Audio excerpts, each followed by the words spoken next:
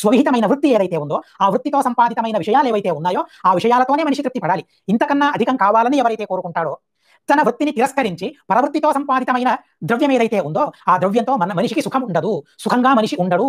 మనిషి సుఖంగా ఉండాలంటే తన వృత్తికి విహితమైన మార్గం ఏదైతే ఉందో ఆ మార్గంలోనే మనం సంపాదించాలి.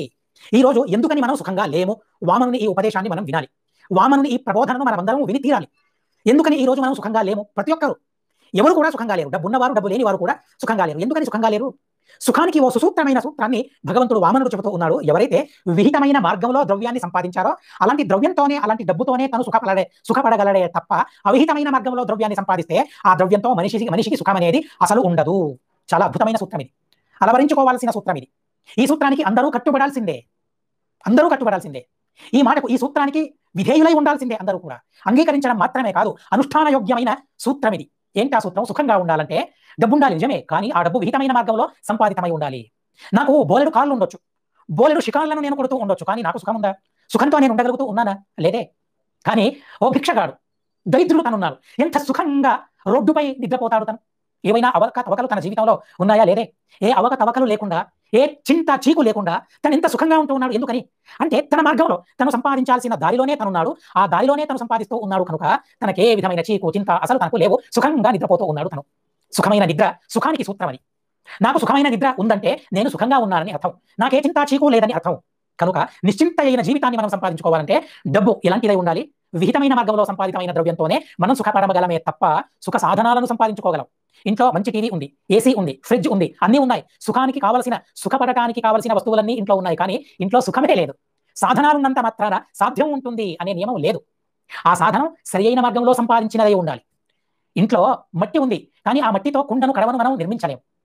ఆ మట్టికి ఎంత నీళ్లను వేయాలో అంత నీళ్లను వేయాలి, ఎంతగా దానిని తొక్కి దాన్ని పక్వం చేసుకోవాలో అంత పక్వత ఆ మట్టిలో ఉండాలి. అలాంటి మట్టితోనే మనం కడవలను నిర్మించగలమే తప్ప, బొమ్మలను నిర్మించగలమే తప్ప, ప్రతిమలను నిర్మించగలమే తప్ప, మట్టిలో కొద్దిగా నీళ్ల పాలు ఎక్కువైనా, గాలి ఎక్కువైనా ఆ మట్టితో కుండను మనం నిర్మించలేం.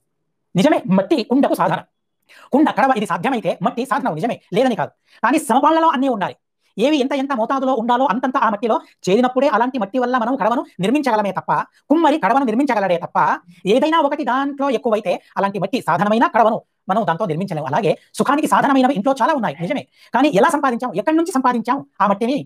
చూడండి, మనం పుండ్రానికి మట్టిని ఉపయోగించాలంటే ఎక్కడిదై ఉండాలి ఆ మట్టి? ఎక్కడిదో ఓ మట్టి ఉంటే దాన్ని మనం పుండ్రాలుగా మనం పెట్టుకోలేము, నామాలుగా ధరించలేము ఆ మట్టిని. అది గోపీచందనమై ఉండాలి. శ్రీరంగ క్షేత్రంలో, తిరుమల క్షేత్రంలో, ఇలాంటి విష్ణు వైష్ణవ క్షేత్రాలలో ఉన్న మట్టితోనే మనం నామాలను ధరించాలే తప్ప ఎక్కడిదో ఓ మట్టిని తీసుకొని వస్తే దాంతో పుండ్రాలను, నామాలను ధరించలేము, నామానికి ఉపయుక్తమైనది కాదు. అలాగే ద్రవ్యం సుఖానికి సాధనం నిజమే, కానీ ఎలాంటి ద్రవ్యం? ఎక్కడి నుంచి సంపాదితమైన ద్రవ్యం డబ్బు సుఖానికి సాధనం అవుతుంది? డబ్బు సంపాదించడం ఎలా? ఎందరో చెప్పారు. డబ్బును జీర్ణించుకోవడం ఎలా? ఎవరైనా చెప్పారా? భాగవతం చెబుతుంది. ఎలాంటి డబ్బు జీర్ణమవుతుంది? మనం ఆహారాన్ని తింటాం, తిన్న ఆహారంతో మనం సుఖాన్ని పొందలేము, కానీ ఏ ఆహారం జీర్ణం అవుతుందో జీర్ణమైన ఆహారంతోనే మనం సుఖంగా ఉండగలమే తప్ప, ఏ ఆహారం అజీర్ణమవుతుందో అజీర్ణమైన ఆహారం అనారోగ్యానికి దారితీస్తుంది. జీర్ణమైన ఆహారమే ఆరోగ్యానికి హేతు అవుతుంది, కారణమవుతుంది. కనుక ఎంత ఆహారం తింటే జీర్ణమవుతుందో అంతగానే మనం తినాలి అని మనం అనుకుంటాం. ఆ ఆహారంతోనే మనిషి సుఖపడగలడు. అలాగే డబ్బు కూడా, ఏ డబ్బు మనకు జీర్ణమవుతుంది, ఏ డబ్బుతో నేను సుఖించగలను, సుఖంగా ఉండగలను అని ఆలోచించి డబ్బును సంపాదించాలి. ఎంతగా డబ్బు ఉండాలి నా సుఖానికి, దాన్ని కూడా ఆలోచించాలి. బ్రాహ్మణునికి ఒక విధం, క్షత్రియులకి మరో విధం, వైశ్యులకు మరో రకంగా, శూద్రులకు మరో రకంగా ఆ డబ్బు ఉండాలి, మరో విధంగా ఉండాలి. అందరూ ఒకే విధంగా సంపాదించాలని కాదు, ఒకే విధంగా ఒకే ఎత్తులో డబ్బు ఉండాలని కాదు, ఒకే మోతాదులో డబ్బును అందరూ సంపాదించాలని కాదు. ఒక్కొక్కరికి ఒక్కో మోతాదులో ఆ ద్రవ్యాన్ని, డబ్బును సంపాదించాలి. సంపాదించిన డబ్బునంతా భోగానికే ఉపయోగించడం కూడా కాదు, దాన్ని దానం చేయాలి, ధర్మానికి ఉపయోగించాలి, ఆ తర్వాత తినడానికి ఉపయోగించాలి, భోగించడానికి, అనుభవించడానికి ఉపయోగించాలి. సంపాదించిన డబ్బునంతా అనుభవించడానికే, విలాసాగా సుఖంగా ఉండటం కోసం, విలాసవంతమైన జీవితాన్ని గడపడం కోసం ఆ డబ్బును ఉపయోగించకూడదు. దీన్నంతా భగవంతుడు వామన రూపిలే చెబుతూ ఉన్నాడు. బలిచక్రవర్తి, అడగమని నువ్వన్నావు, కానీ అడిగే తాహతు నాకుందా? అంతగా అడిగే స్థాయిలో నేనున్నానా? అంత అర్హత నాకుందా? అంత అడిగే అర్హత నాకుందా? లేదే. జీర్ణించుకోవాల్సిన స్థాయి నాకెంతుందో, స్తోమత నాకెంతుందో నేను అంతే అడగాలే తప్ప, ఏ ద్రవ్యాన్ని సంపాదించుకున్న తర్వాత నేను దాన్ని జీర్ణించుకోలేనో, దానివల్ల నాకు పాపం ఘటిస్తుందో అలాంటి డబ్బును తీసుకుని నేనేం చేయను అని వామనుడు అంటూ ఉన్నాడు. యద్యపి చతుర్దశ లోకాధిపతి తను భగవంతుడు, సమస్తము ఆ భగవంతుని ఐశ్వర్యమే. ఎంత తీసుకున్నా అసలు పాపం అనేది లేదు భగవంతునికి. బలిచక్రవర్తికి పాపం ఉందే తప్ప భగవంతునికి మాత్రం పాపం లేదు. ఎందుకంటే తనది కాని దానిని తనదనుకొని బలిచక్రవర్తి ఇస్తూ ఉన్నాడు, కానీ భగవంతుడు తనదే తను బలిచక్రవర్తితో తీసుకుంటూ ఉన్నాడు. చూడండి ఎంత విపరీతంగా ఉందో.